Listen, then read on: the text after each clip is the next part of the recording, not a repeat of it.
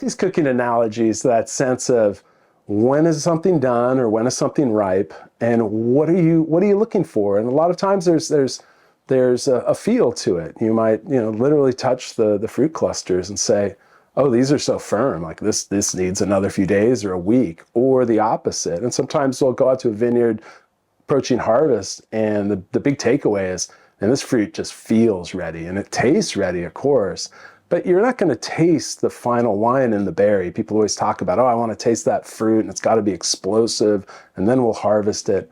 Well, so much flavor, aroma, texture comes from fermentation and the process of macerating grapes and red wine making, or even just the élevage of red or white or any wine.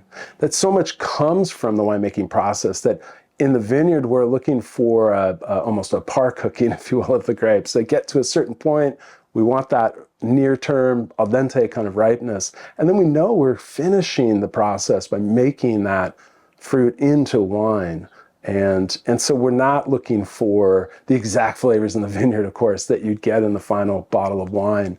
And at the same time, we're not afraid to pick on the earlier side, but not too early. So back to the idea of, Vincent, you pick so early, and it's not that we pick early, we just don't pick too late. We don't want too long of hang time.